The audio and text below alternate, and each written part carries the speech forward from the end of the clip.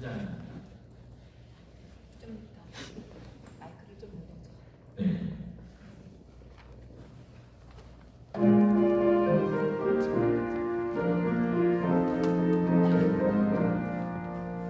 인들의 마음 그같이 시들은 나의 영혼 주님이 약속한 성령 간절히 기다리네 가물어 메마른 땅에 단미를 내리시듯 성령의 단미를 부어 새 생명 주옵소서 반가운 빗소리 들려 산천이 춤을 추네 몸 뛰어내리는 성령 내게도 주옵소서 가물어 메마른 땅에 단미를 내리시듯 성령의 단미를 부어 새 생명 주옵소서 전바람으로를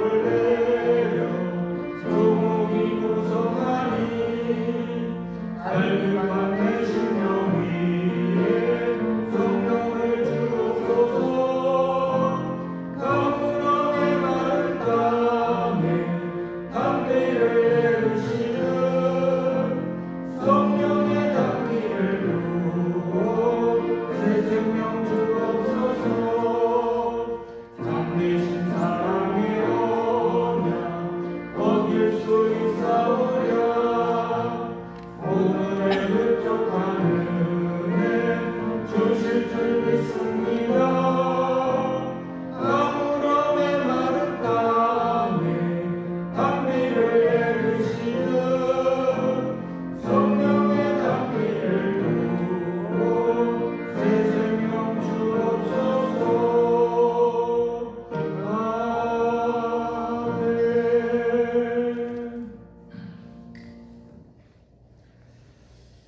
시간이 되었으므로 다 같이 사도신경으로 우리 신앙을 고백하심으로 성령 통치 수련의 예를 하나님께 올려드리도록 하겠습니다. 축복 터치. 축복 터치. 예.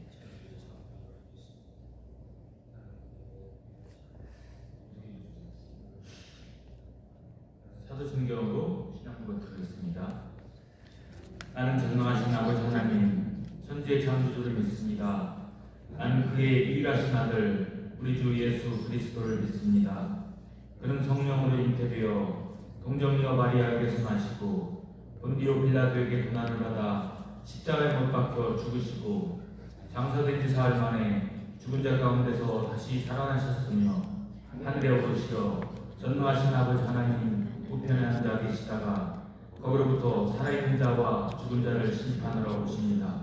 나는 성령을 믿으며 거룩한 공교회와 성도의 주대와 죄를 용서받는 것과 몸의 부활과 영생을 믿습니다.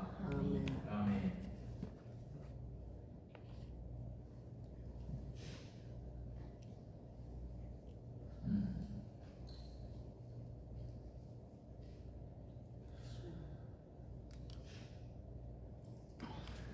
다 같이 찬송 427장입니다. 427장 마음 가난한 사람.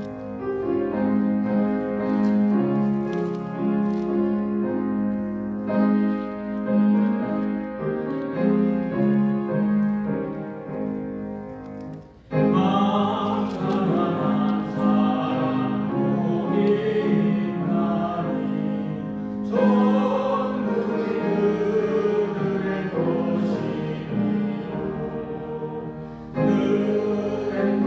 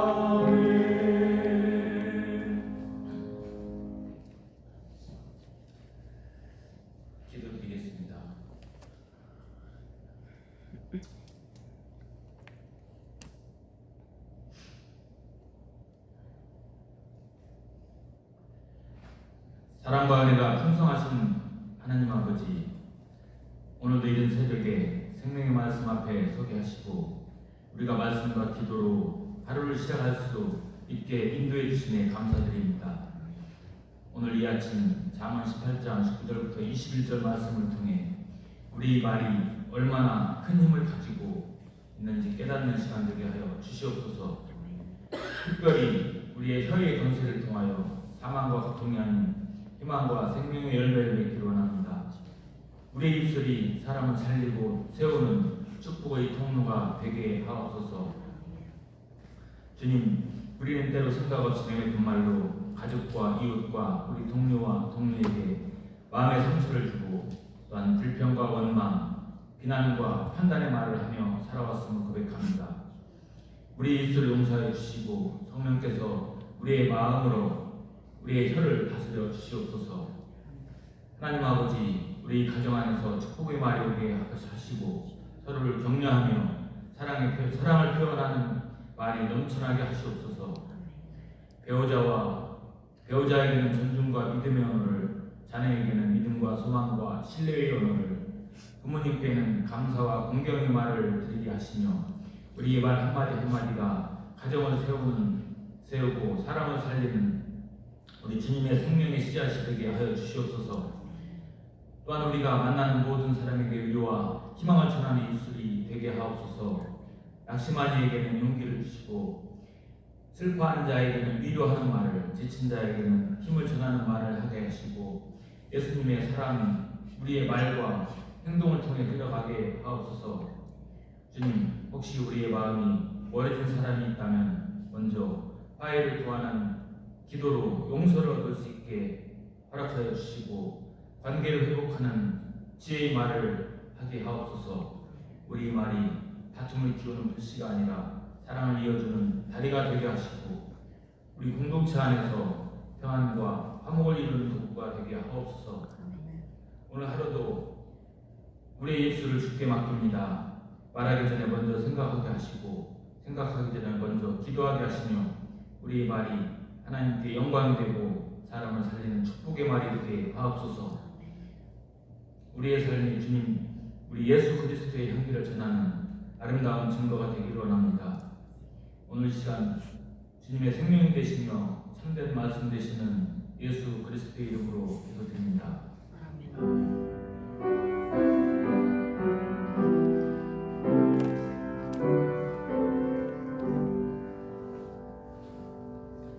김미 집사님께서 성경 공유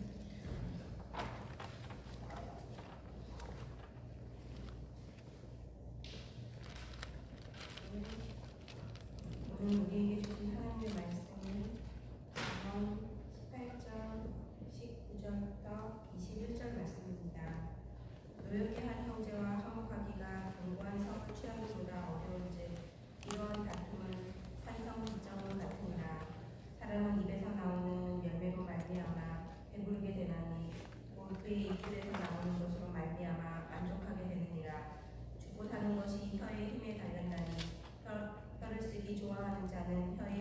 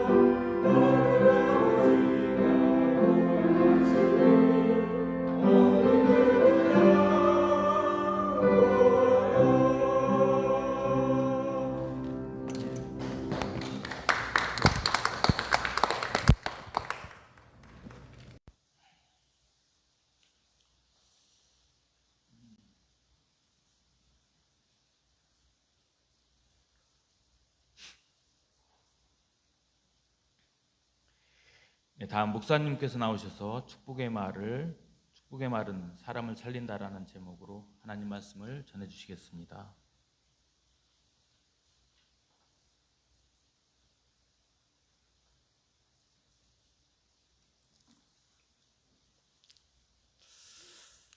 기도하시겠습니다. 존귀하신 주 하나님, 오늘도 귀한 말씀으로 우리를 주께서 가르치시고 교훈하실 때에 우리가 주께서 주시는 말씀으로 인하여 하나님의 은혜를 힘입을 수 있게 해주시고 하나님께 더 가까이 나아갈 수 있도록 인도해 주옵소서. 주님, 이 한 시간 오직 성령의 기름 부심이 우리에게 충만함으로 주께서 원하시는 바가 이루어지는 역사가 있기를 원하오며 예수님의 이름으로 기도하옵나이다. 아멘. 오늘 본문은 우리의 언어가 얼마나 중요한가, 이 부분에 대해서 말씀하고 있습니다. 언어의 영향력 대단하죠. 핵폭탄과 같은 그 영향력을 끼치고 있음을 볼 수가 있습니다. 특별히 그 영적인 에너지를 받은 사람들이 말하는 그 말에는 능력이 있습니다. 말이라고 해서 다 말 같은 건 아니에요. 동일한 말은 아닌 것 같아요. 모세가 말하는 그 말과 또 참 선지자들이 말하는 말과 거짓 선지자들이 말하는 말에는 영향력의 차이가 있습니다. 그래서 우리가 말을 할 때에 지혜가 참 필요하다라고 생각을 합니다. 오늘 본문 19절에 노엽게 한 형제와 화목하기가 견고한 성을 취하기보다 어려운즉 이러한 다툼은 산성 문빗장 같으니라 했습니다. 이 다툼이 일어났단 말이죠. 이 다툼이 일어났을 때 그 문제를 해결하기가 얼마나 어려우냐, 그 얘기하고 있어요. 싸웠어요. 형제들하고 싸우든지 또 뭐 교인들하고 싸우든지 싸웠어요. 싸웠을 때 그 언어가 어떤 언어들이죠? 상대방에 대해서 공격적인 언어, 비난의 언어, 그런 언어들이 있죠. 어떤 경우는 막 살인적인 언어를 사용합니다. 그랬을 때 그 받은 상처가 얼마나 크겠어요. 그 상처가 치유된다는 게 얼마나 어려운가에 대한 이야기를 하고 있습니다. 분노가 일어났어요. 이 분노가 일어났을 때 그 화목이라는 게 깨져버리잖아요. 깨진 화목의 문제를 해결하기가 얼마나 어려운가. 이는 마치 전쟁에서 성을 빼앗는 것보다 더 어렵다. 그래, 평생 원수처럼 살아가는 사람이 있어요. 여기서 주는 메시지가 뭐냐면, 그런 화목의 관계가 깨어지기 전에 깨어질 만한 그런 언어를 사용하지 마라라는 것이죠. 한번 깨어지면 관계 회복이 그만큼 어려우니까 그러한 언어를 사용하지 말자. 그러기 위해서는 어떤 언어를 사용할 것인가에 대해서 이야기하고 있습니다. 실제적으로 그것이 뭐 부부관계가 됐든지 부모와 자녀와의 관계가 됐든지 형제 간의 관계가 됐든지 또 교회 안에서도 언어 때문에 상처받는 사람들이 많이 있어요. 그 언어, 이 폭력이라고 하는 것은 주먹만이 폭력이 아니에요. 언어 폭력. 이 선진국 대열의 이런 나라들을 보면 그래도 경제적인 것뿐만 아니라 언어적인 것. 그러니까 일국의 대통령의 언어, 참 그 영향은 국가에 영향을 끼칩니다. 그러니까 대통령이 어떤 언어를 사용하느냐 참 중요한 거예요. 교회 안에서도 마찬가지입니다. 저도 설교를 하는 사람으로 언어가 얼마나 중요한지를 알잖아요. 정말 영향력 있는 좋은 영향을 끼칠 수 있는 언어를 사용하려고 나름대로 또 연구도 하고 연습도 하고 수고를 해봅니다. 그럼에도 불구하고 항상 느끼는 것은 이 설교는 언어잖아요. 이것을 어떻게 전달할 것인가. 매우 중요하다라고 말씀드릴 수가 있습니다. 상처받은 사람, 상처가 깊으면 깊을수록 상대방에 대해서 문빗장을 딱 잠가두는 거예요. 그 얘기 지금 하고 있는 거예요. 산성 문빗장. 성을 열고 닫는. 그랬을 때 딱 닫아놓는단 말이에요. 문빗장을 딱. 요즘은 그게 좀 이해가 좀 잘 안 될 수 있을 것 같아요. 근데 옛날에 그 시골에 보면 대문 있잖아요. 대문 한 문빗장 딱 걸어 놓잖아요. 그러면 밖에서 들어오고 싶어도 못 들어온단 말이죠. 그러니까 마음문을 딱 닫아 놓으면 그 다음에는 아무리 두드려도 그 다음에 마음문을 열지 않는 그런 경우들이 있습니다. 언어라고 하는 것은 그만큼 중요하다라는 것이죠. 예. 문제는 이러한 어떤 그 마음문이 닫혔을 때 이것을 어떻게 열 것이냐라고 하는 게 참 중요하죠. 어떤 사람과의 관계에 있어서 문빗장을 잠갔단 말이죠. 근데 그것을 열어야 된단 말이죠. 열 수 있는 방법이 뭘까? 저는 나름대로 그런 경우에는 좀 의지적으로 그 사람을 위해서 축복의 언어를 많이 사용합니다. 첫째는 하나님과의 관계 속에서 막 속이 상하고 힘들었을 때 하나님 그를 축복해 주십시오. 그 축복하다 보면 그 사람의 변화가 일어나는 경우들을 볼 수 있습니다. 그리고 사람과의 관계에서도 그러한 언어를 사용하는 경우들이 있어요. 그러면 그 언어가 어떤 루트를 통해서든지 상대방에게 전달되는 경우들을 볼 수 있습니다. 오늘 본문에서 이야기하고자 하는 주제가 뭐예요? 축복의 말은 사람을 살린다. 축복의 말은 사람을 살린다. 축복의 언어를 사용하자라고 하는 이야기입니다. 21절에 죽고 사는 것이 혀의 힘에 달렸나니 혀를 쓰기 좋아하는 자는 혀의 열매를 먹으리라. 죽고 사는 것이 혀에 달렸다. 혀에 달렸다. 참 대단한 얘기를 하고 있어요. 생사가 뭐에 달려 있느냐? 혀에 달렸다. 그만큼 말에 위력이 있다라고 하는 것이고 말을 할 때 조심해야 된다라는 얘기예요. 첫 번째로 내가 말하는 그 말은 결국 씨앗이 된다는 거예요. 씨앗이 되고 열매가 맺혀진다는 거죠.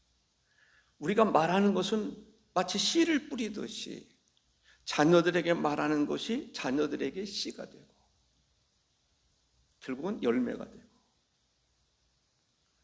자녀들에 대해서 분노의 말을 쏟아붓거나 저주의 말을 쏟아붓거나 그러면 그 아이들이 그 분노의 그런 어떤 성품 그런 것을 가지게 되고 자기 스스로도 저주와 같은 생각을 하게 돼요.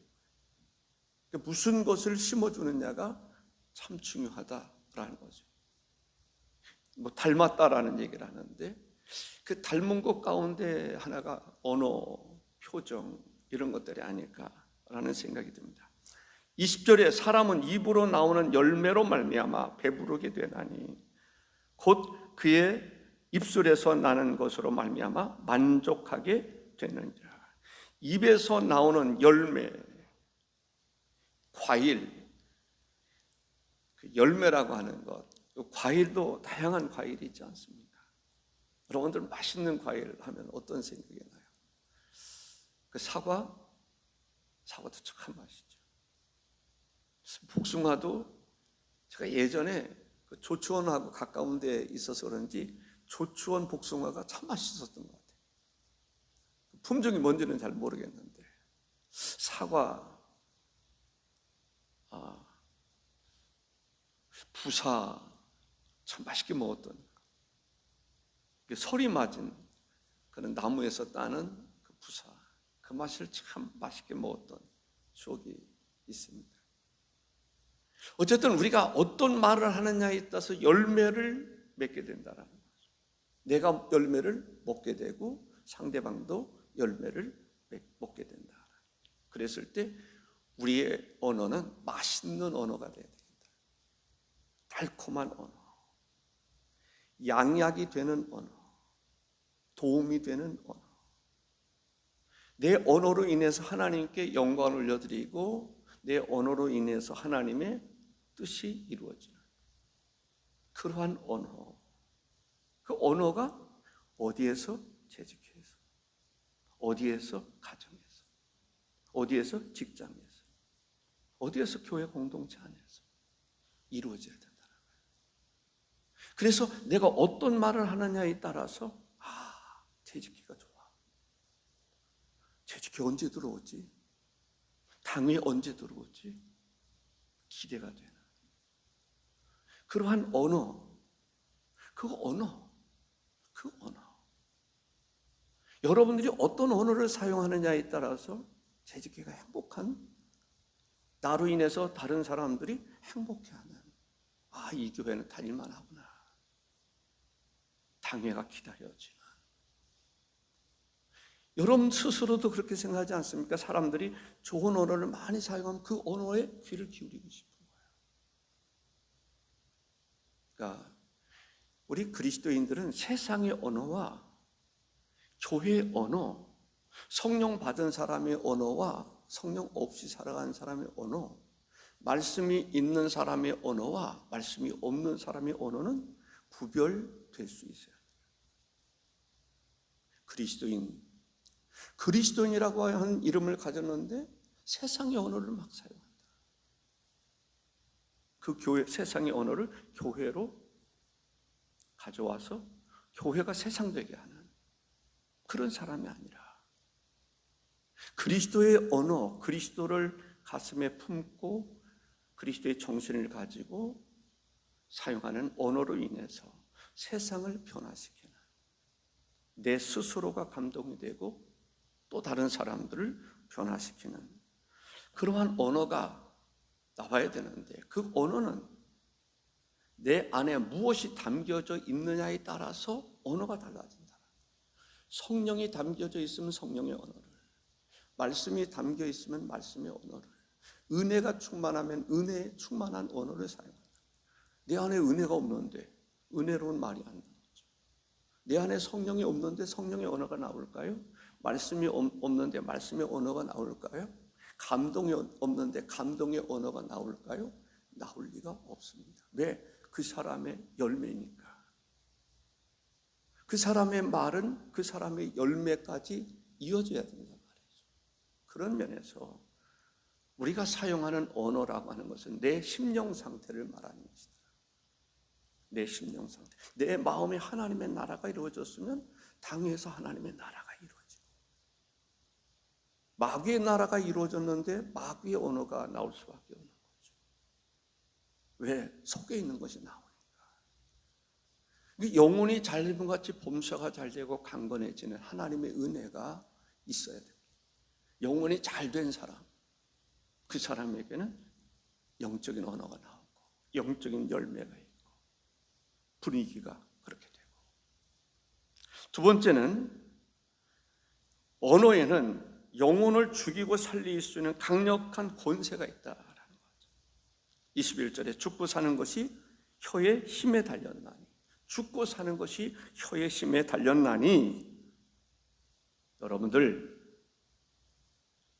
영성이 있기를 바랍니다. 그래서 살리는 언어를 사용할 수 있어요. 사람 죽이는 언어 아니라 교회 분위기를 살리는 언어를 사용해야 돼요. 교회 분위기를 다운시키는 언어 사용하지 말고. 이것은 의식적으로, 의도적으로, 의지적으로 그런 생각을 해야 돼요. 판단해야 돼요. 내 스스로를 평가해. 나는 어떤 언어를 사용하는가? 내 언어에 분쟁이 일어나는가? 내 언어에 화목이 일어나는가? 그것을 보면 나의 언어를 스스로 진단해 볼 수 있는 것입니다. 나에게는 다툼이 일어나는가? 나에게는 행복이 일어나는가? 내 언어 속에서 다툼이 일어나는가? 내 언어로 말미암아 화합이 일어나는가?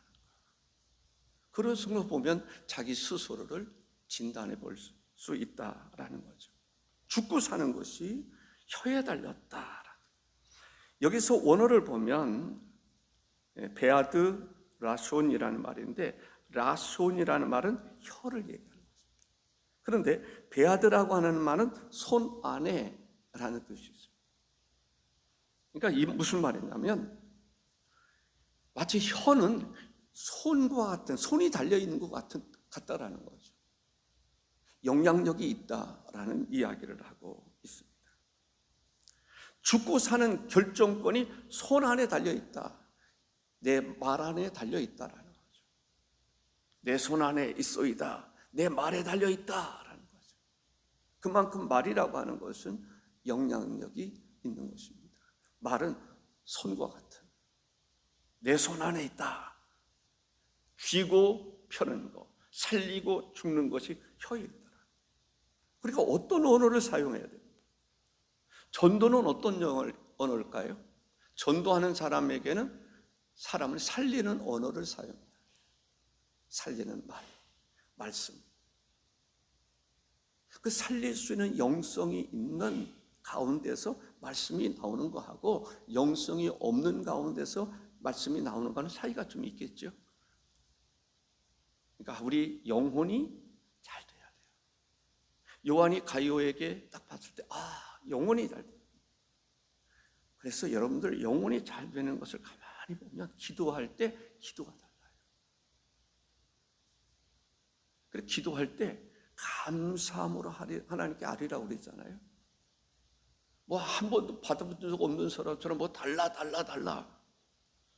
그것은 기도라기 하기보다는 뭔가 잘못된 거예요.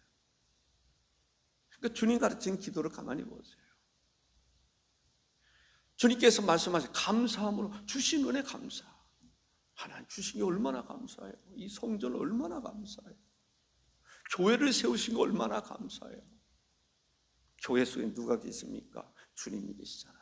성령님이 계시잖아요. 근데 마치 주님도 없는 것처럼 성령님도 없는 것처럼 자기가 주인인 것처럼 염려할 거 다 하고 걱정할 거 다 하고 그리스도인은 아닙니다.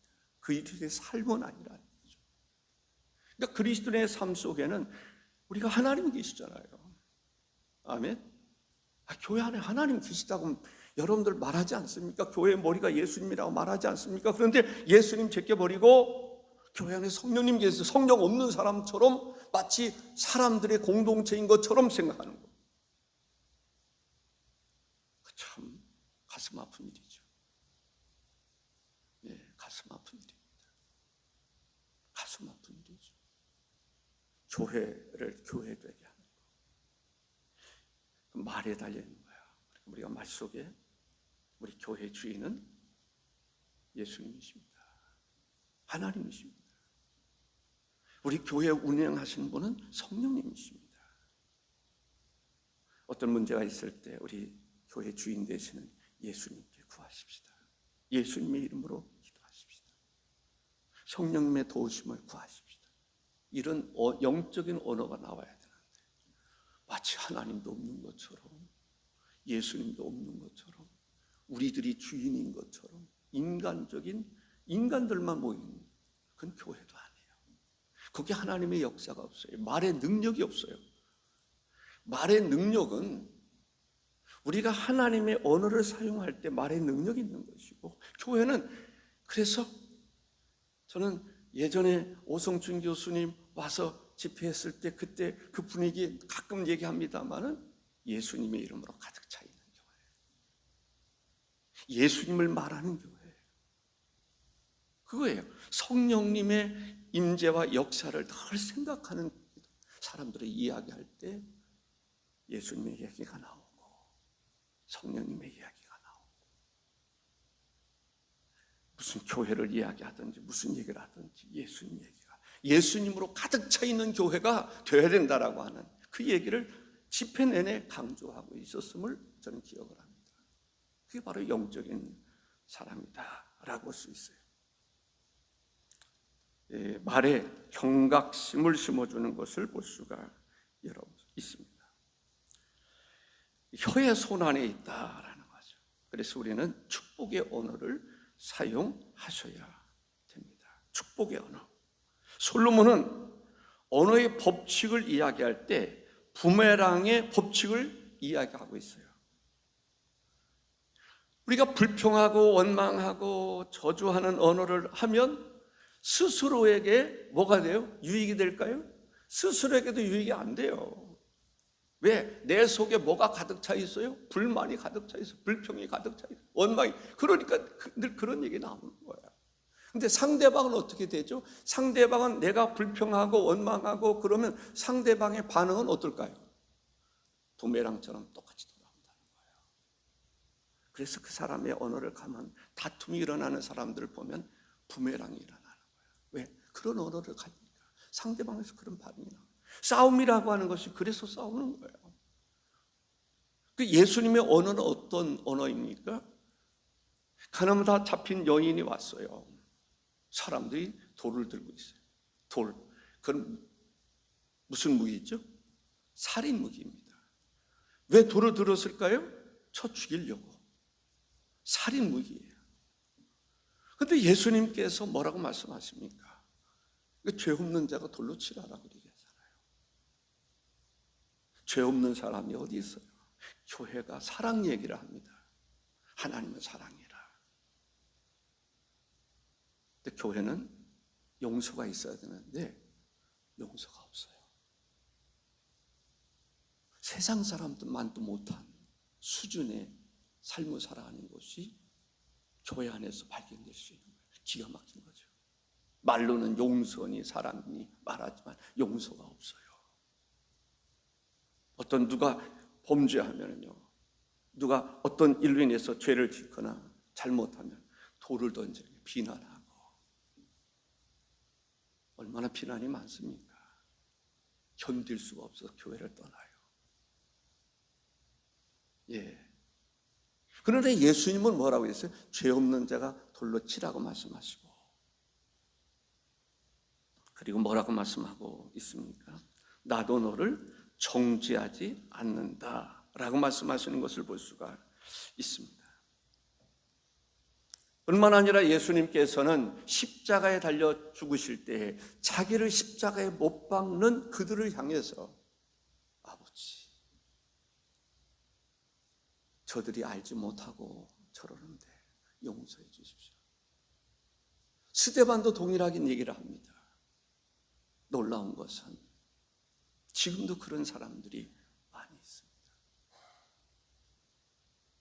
탈북한 사람들의 이런 생각이 갑자기 나는데요, 그 사람들뿐만 아니라 무슬림에서 이렇게 돌아오는 사람들을 보면 그 사람들은 어떤 무슬림에서 돌아온 예수를 믿게 되는 것을 보면 거기는 정죄함이 있어요. 돌로 쳐 죽이기도 하고 막 잔인하게 죽이기도 하고. 그런데 기독교인들을 보면서 그들이 충격받는 게 뭐냐면 용서가 있다는 거예요. 사랑이 있다는 거예요.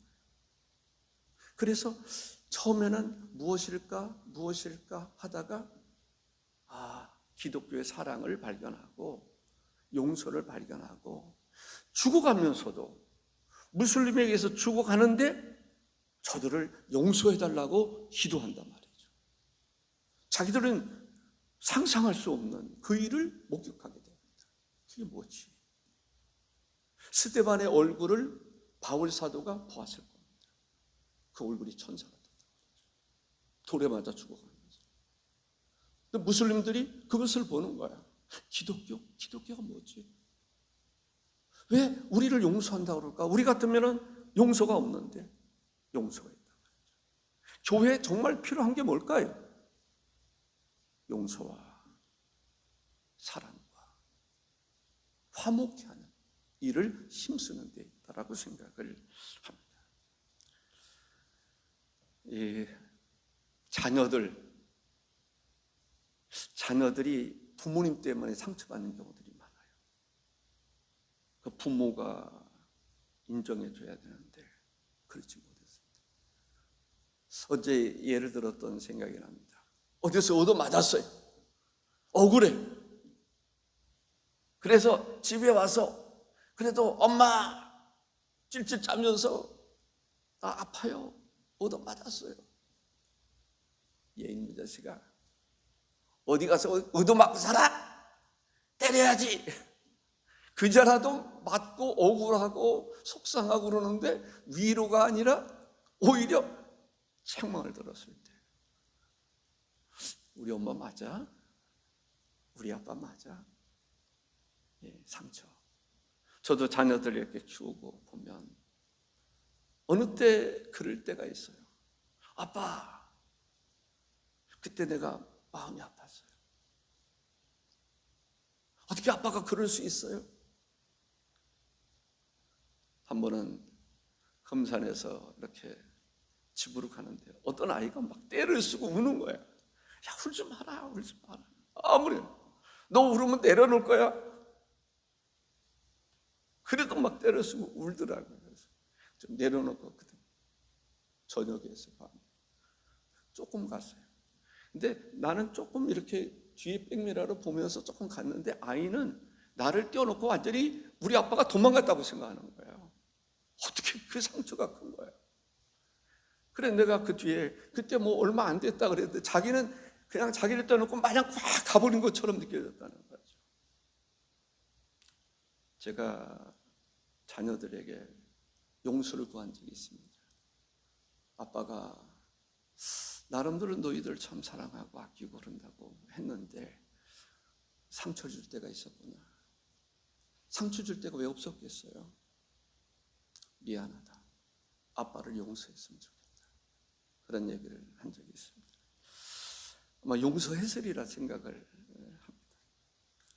예, 세 번째 얘기를 했나요? 성도들의 말은 생명을 살리는 열매를 선택해야 된다. 어떤 열매를 선택하느냐가 중요해요. 21절에 혀를 쓰기 좋아하는 자는 혀의 열매를 먹으리라 했습니다. 하루에 3번씩 그런 생각이 들었어요. 우리가 성도들 또 가족들 칭찬하는 그런 언어를 한번 사용해보자. 숙제처럼 우리가 전도할 때도 칭찬의 언어가 중요한 것 같아요. 칭찬은 뭐 고래를 춤추게 한다라고 그랬나요?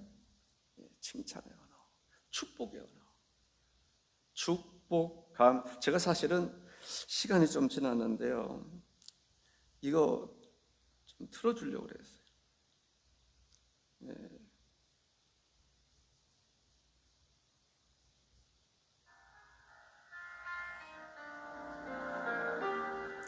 기억나시는 분이세요? 송기론 목사님.